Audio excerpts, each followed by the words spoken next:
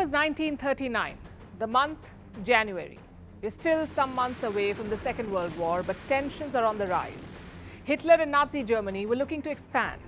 They set their eyes on Poland. Amid all this, Hitler decided to address his parliament, the Reichstag. His propaganda minister helped write his speech, the notorious Joseph Goebbels.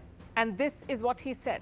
Wenn es dem internationalen Finanzjudentum in und außerhalb Europas gelingen sollte, die Völker noch einmal in einen Weltkrieg zu stürzen, dann wird das Ergebnis nicht die Bolschewisierung der Erde und damit der Sieg des Judentums sein, sondern die Vernichtung der jüdischen Rasse in Europa. Hitler warned of annihilating European Jews, and he very nearly did that. The Nazis killed 6 million Jews in the Holocaust. Yet, Hitler did not start this hatred. Hatred for Jews is often called the most ancient hatred, the oldest form of discrimination. Today we call it anti-Semitism. In each period of history, it took different forms, Hitler being the most hateful one. He converted anti-Semitism into genocide, which makes you wonder, how did it all begin? Why have Jews been historically targeted? And why does it prevail today? Time for a flashback.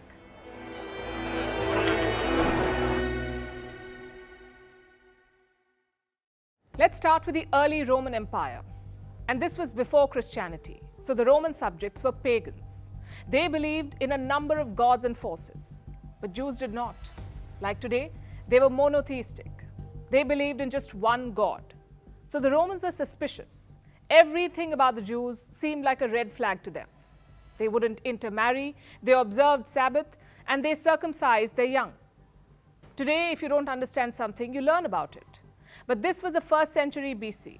If you did not understand something, you villainized it. And that's what happened to the Jews. You can find examples in many Roman writings. The poet Juvenal said Jews are drunken and rowdy. The lawyer Cicero talked about how Jews always stick together, how they had power in assemblies, all classic anti-Semitic tropes. Things became worse after the death of Jesus Christ. Now we know who crucified Jesus. It was the Romans. But Christian propaganda hid that for a long, long time. Now I'm throwing some dates at you, so listen closely. Jesus was crucified in the year 33 AD. Like I said, the Romans did it. Years later, in 70 AD, the Romans destroyed the Temple of Jerusalem. It was like a watershed moment. Christians and Jews saw it as divine punishment. The New Testament reflected that. Instead of the Romans, it now blamed the Jews. Jews were depicted as killers of Jesus. It's a myth, an absolute falsehood. But back then, people believed it. In fact, why back then? Even today, many people believe it. Such sentiments led to a religious rivalry, Christians versus Jews. And the church played a key role in this. They taught all kinds of anti-Semitic things, like Jews had no reason to exist anymore. Their whole job was to prepare for Jesus Christ's arrival, and since that was done, Jews had nothing more to do. Their existence was seen as an anomaly.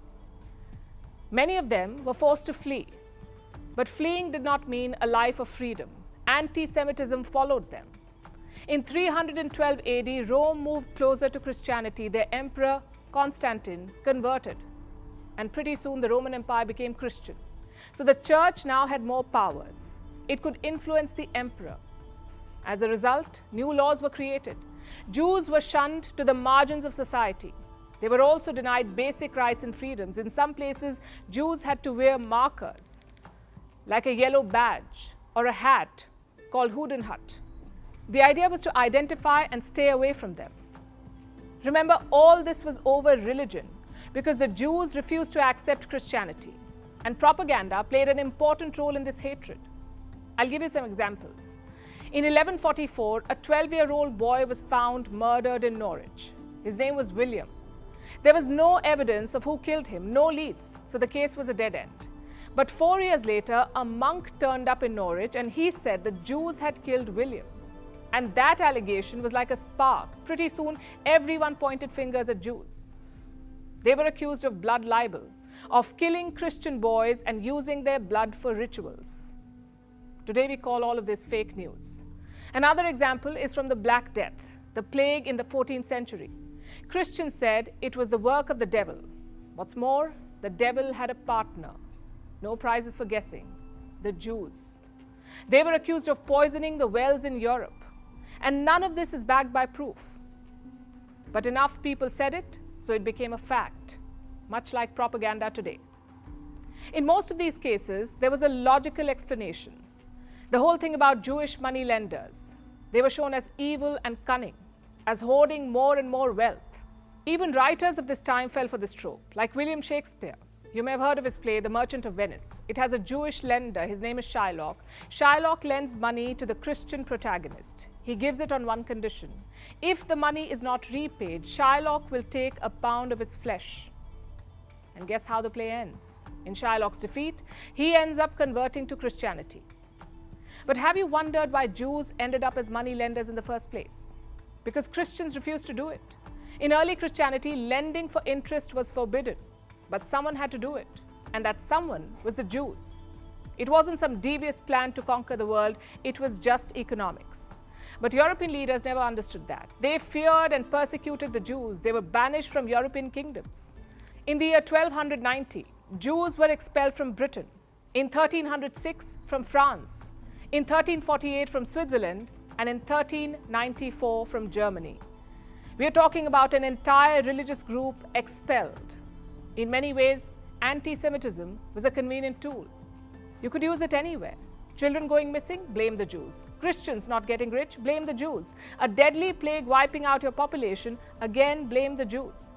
So anti-Semitism became the answer to Europe's problems, an easy and hateful answer. Things improved slightly in the 1700s. This was the age of enlightenment, also the time of the French Revolution, so freedom and science were the catchphrases. Thus, Jews were emancipated. They became citizens for the first time. Yet, anti-Semitism persisted. Citizenship did not guarantee equal rights for Jews. In many places, they were second-class citizens.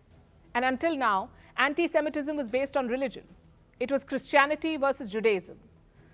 But in 1859, that changed. Charles Darwin published his book on evolution. It talked about survival of the fittest. Now, Darwin's theory was about organisms. Some beat their surroundings to reproduce. Others perished. That's what he said. But some thinkers applied Darwin's theory to race. They said some races are superior. Others, like the Jews, are not. They were not fit to survive. It was around this time that the word anti-Semitism emerged. Until then, Jewish hatred had no single term. It was first used by a German journalist, Wilhelm Marr. He represented a new sort of Jewish hatred. It wasn't just about killing Christ or kidnapping Christian children. His hatred was rooted in race. He believed Jews could change the racial structure of Germany. And Hitler used this theory later on. Such beliefs led to violence across Europe. Take the Russian Revolution, for example. It was followed by hundreds of Jewish pogroms. Between 30 and 70,000 Ukrainian Jews were killed. Same in Poland and Belarus. Nazi Germany was the culmination of everything we've just said, of centuries of anti-Semitism. Hitler blamed Jews for Germany's defeat in the First World War. He wanted a pure Aryan Germany. At first, his policies were focused on marginalization. Jews were fired from government services, their businesses were shut down. But after 1939, the policy changed. It wasn't marginalization anymore, it was extermination. What Hitler called the final solution to the Jewish problem. Millions of Jews were packed off to killing centers. 6 million were murdered. It's one of the darkest chapters in human history. Have things improved since then? Well, the church has tried to make amends. It exonerated Jews for the murder of Jesus Christ. Pope John Paul II played a key role in this outreach. He visited a synagogue in 1986. He also established the Vatican's relationship with Israel. Later, the Pope visited Israel's Holocaust Museum. He said anti-Semitism is anti-Christian, yet it thrives. In 2017, neo-Nazis marched through the US town of Charlottesville. They carried Nazi flags. Their chant was this: Jews will not replace us. Anti-Semitism has become a rallying call for Western far-right leaders. It increases whenever Israel is at war. Now, just to be clear, criticizing Israel is not automatically anti-Semitic. But if that criticism is based on race or religion, it can be. Looking back, What Europe did to Jews was unforgivable, but it's also a lesson. Everything alien to us is not wrong. Everything we cannot comprehend is not wrong. It's just different. And that is the beauty of life and humanity. The world should try to understand and value such differences, not stigmatize them. That's the best tribute we can give as humans to those millions of Jews, to make sure that no one goes through that pain again.